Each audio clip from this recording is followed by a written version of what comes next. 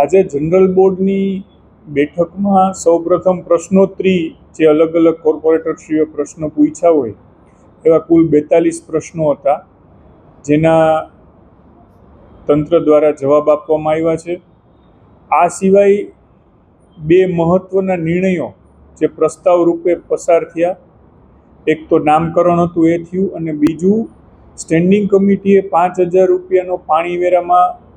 વ્યાજમાં છૂટ આપી હતી અને 5,000 રૂપિયાની મિલકત વેરામાં વ્યાજમાં છૂટ આપી હતી. જનરલ બોર્ડે એમાં સુધારીને જેમની મુદ્દલ છે એનાથી વધારે વ્યાજ ન વસૂલવું એવો મહત્વનો લોકોને રાહત આપતો ઠરાવ પસાર કર્યો છે. સમજવા માટે કહું છું, ઉદાહરણ તરીકે કોઈનું બાકી વેરાનું બિલ છે 1 લાખ રૂપિયા હોય તો 1 લાખ રૂપિયા ઉપર મહત્તમ 1 લાખ સુધીનું જ વ્યાજ વસૂલ કરવું, આટલો બહુ મોટો મહત્વનો જેના જૂના માંગણા બાકી છે અને લોકોની મહદ અંશે ક્યાંક ને ક્યાંક એવી અમારા સુધી વાતો આવી હતી ફરિયાદ સ્વરૂપે અને રજૂઆત સ્વરૂપે કે કોર્પોરેશનને જૂના બિલ જનરેટ નથી કર્યા, અમને ક્યારેય કોઈ વખત માગ્યું નથી અને સીધું અત્યારે વ્યાજ સહિતનું બિલ દેવામાં આવ્યું છે,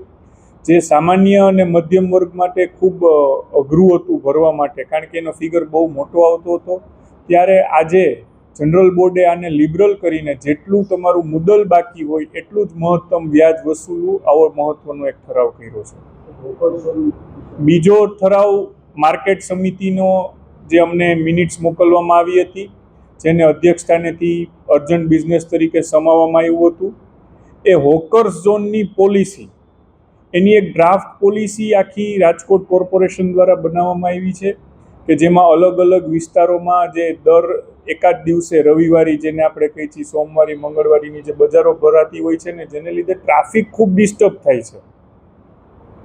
એટલે લોકોને એમાં મુશ્કેલી થતી હોય છે. જેની સામે નાના ફેરિયાઓ છે કે જે રોજે રોજનું પોતાનું ગુજરાન ચલાવતા હોય છે, એનો પણ ધ્યાનમાં રાખીને કોર્પોરેશન દ્વારા પોતાના હસ્તકના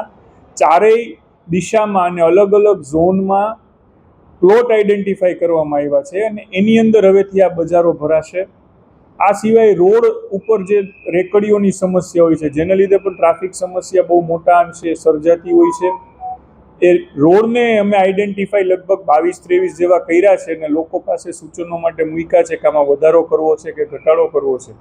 એ રોડ આઈડેન્ટિફાઈ કર્યા છે કે જ્યાં હવેથી કડક ઝુંબેશ ચલાવવામાં આવશે ને એક પણ જાતની રેકડીઓને ઊભી રહેવા દેવામાં આવશે નહીં, અને એની સામે એમને હોકર ઝોનની નવી જગ્યાઓ પણ કોર્પોરેશન ફાળવશે. આ સિવાય જે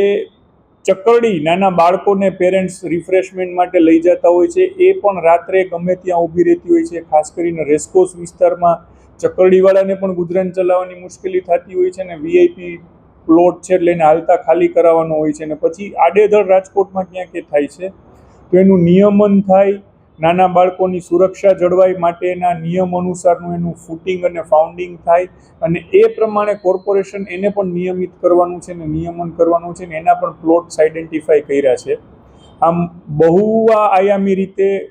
રાજકોટમાં સર્વગ્રાહી રીતે કદાચ સર્વપ્રથમવાર કહી શકાય એવી પોલિસી મૂકી છે, અને તેમ છતાં પણ સર્વપ્રથમવાર છે એટલે લોકોના પણ સૂચનો આમાં આવકાર્ય છે, કારણ કે છેલ્લે એન્ડ યુઝર છે એ આપણી રાજકોટની જનતા છે, તો એ સૌથી સારી રીતે આપણને સજેસ્ટ કરી શકે કે આ કરાય ને આ ન કરાય. એના માટે લોકો માટે પણ આ પોલિસી ખુલ્લી મૂકવામાં આવી છે. કોર્પોરેશનની વેબસાઇટ ઉપર પણ આ મુકાશે,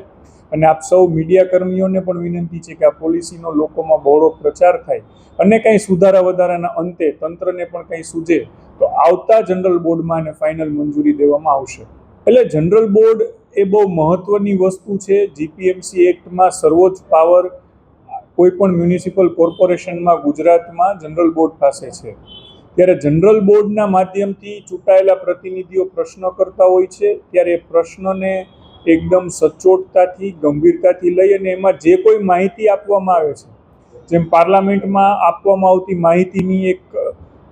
મહત્વ હોય છે, મર્યાદા હોય છે કે એમાં ક્યારેય અતિશયોક્તિ ન હોઈ શકે, ક્યારેય એમાં ખોટું ન ચાલી શકે. માટે ક્યાંક ને ક્યાંક જનરલ બોર્ડમાં એવી રજૂઆત આવી હતી કે કોર્પોરેટરશ્રીઓને જે ખાતરી આપવામાં આવી છે એ પૂર્ણ નથી થઈ, માટે તંત્રને ટકોર કરેલી છે.